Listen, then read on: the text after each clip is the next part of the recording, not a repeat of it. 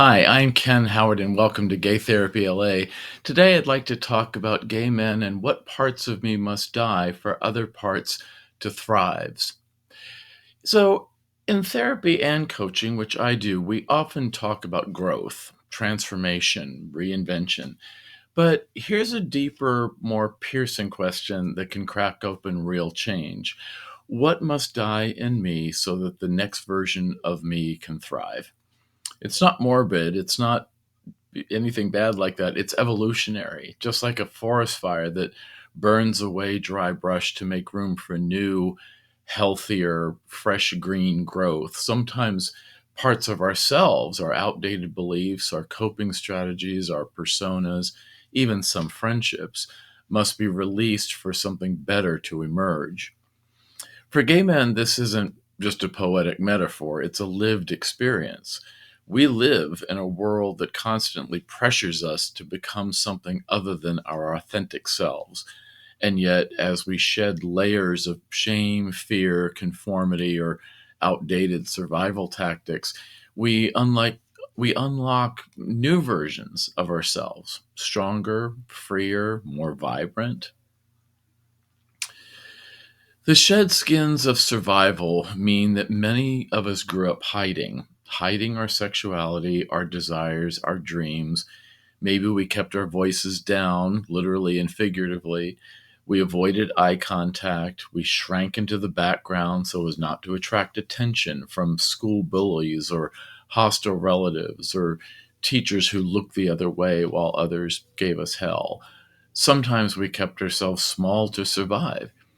But what helped us survive then might now be suffocating us.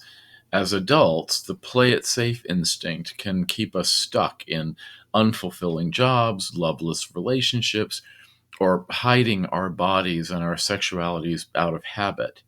That's where the metaphorical death comes in.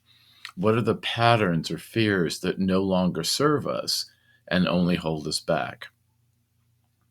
Let's talk about the evolution of gay men from shy to sophisticate. Now, I've seen and lived this transition myself. I was the shy kid from the suburbs who learned how to lay low around a narcissistic, rage prone father. I had to survive sexually harassing bosses early in my career, afraid to speak out because I needed my clinical hours signed for to sit for my LCSW license. I took verbal abuse in the workplace because I didn't yet have the power to fight back, often from women perpetrators in crazy nonprofit organizations. And both of those versions had to die.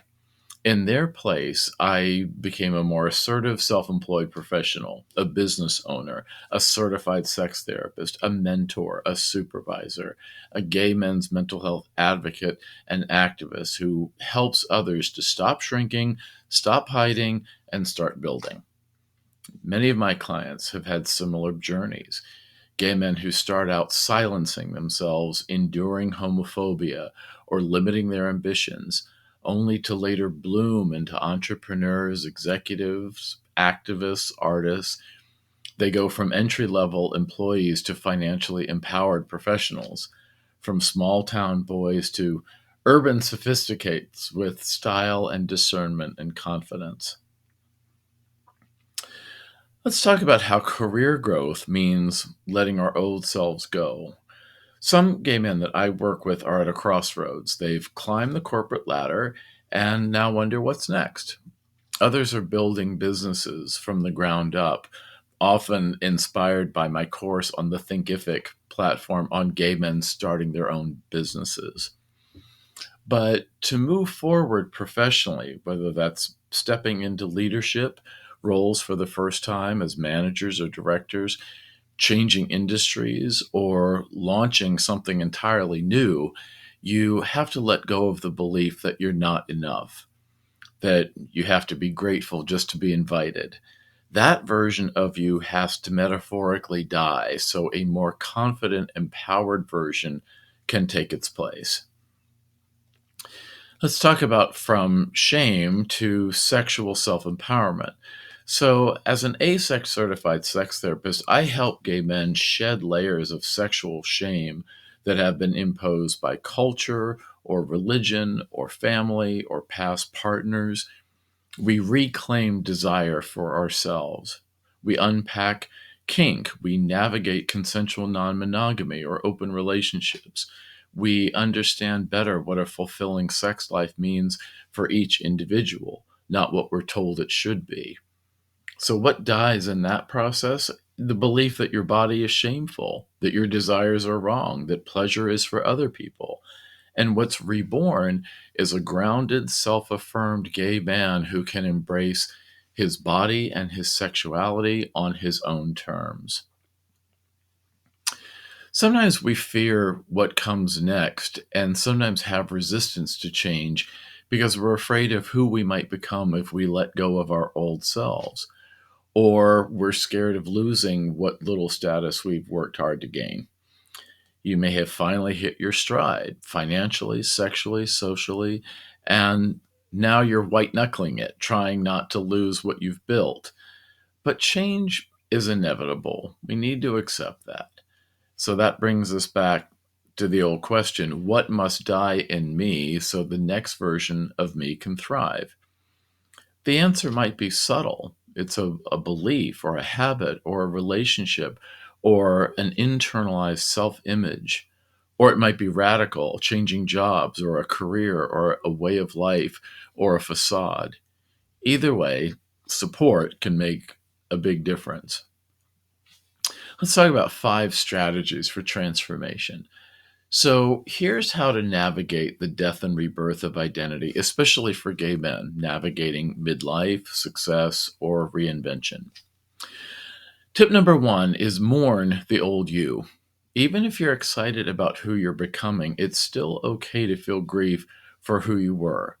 That shy kid, that people pleaser, that scared, closeted version of you. They helped you survive. So honor them, let them go gently and with love. This is something that I explore with clients in sessions: how to hold space for loss and gratitude at the same time. And it can be deeply healing. Step 2 is visualize the next version of you. Get specific. What does the next version of you look like? How does he walk into a room?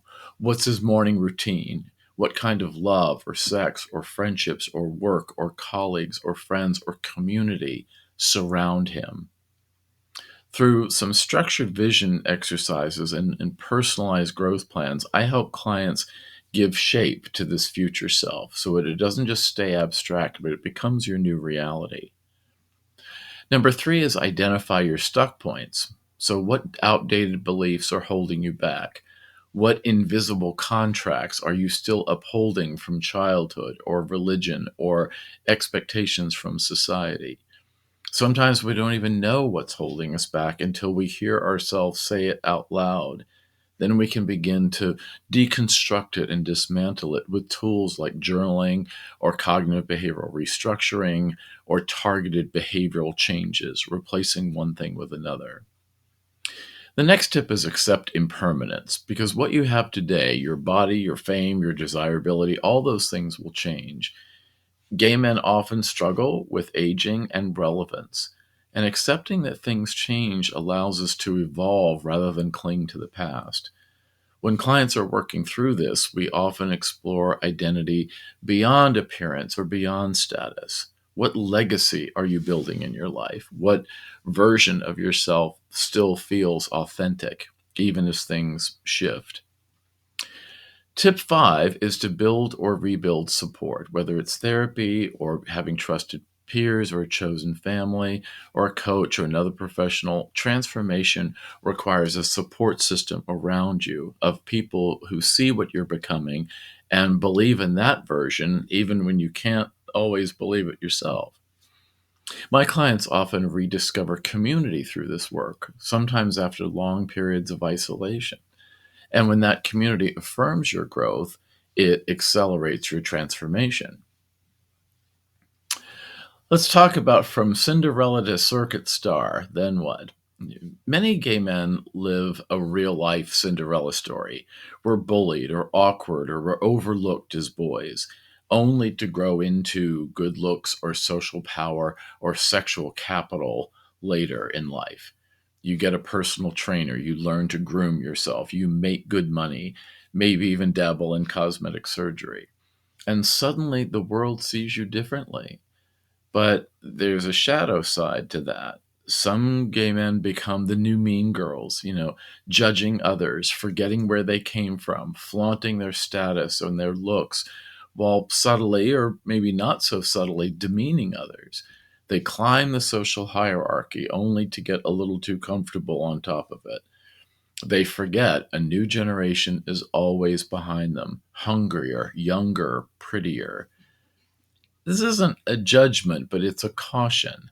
Because just like the ball ends at midnight for Cinderella, the circuit party glow dims. The ring light in social media fades. Gravity eventually wins in the body. So let's talk about a Cinderella story that's reimagined. Let's borrow a few more metaphors from Cinderella that are reimagined for gay men, let's say. So, our fairy godmothers might be therapists or mentors or older friends who can see our potential, maybe even when we can't. The ugly stepsisters in life are the anti gay politicians or the workplace bullies or peers who mock what they don't understand or discourage us. The prince could be a lover or a partner or even our highest self. The midnight is the reminder that all things are temporary, including life. The glass slipper is our authenticity, our character, the one thing that endures after the makeup is off and the lights come up.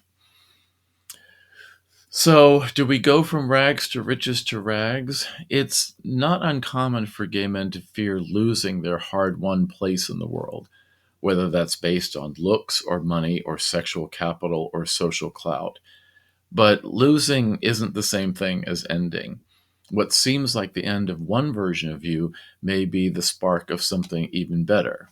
You are not your looks. You are not your bank account. You're not your past. You are the you that is you're still becoming. So you don't have to reinvent all this alone, whether you're shredding the old versions of you, trying to hold on to a current one, or dreaming of the next version. I help gay men navigate that messy, beautiful, bittersweet cycle of transformation. And I bring over 3 decades of experience in psychotherapy and sex therapy and coaching with gay men at all stages of life and all over the world, mostly in California where I'm licensed to practice therapy, but it really could be anywhere.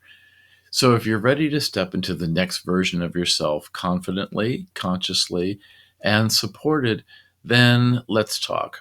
gaytherapyla.com or gaycoachingla.com, because becoming who you were always meant to be isn't just possible, it's inevitable with the right guidance.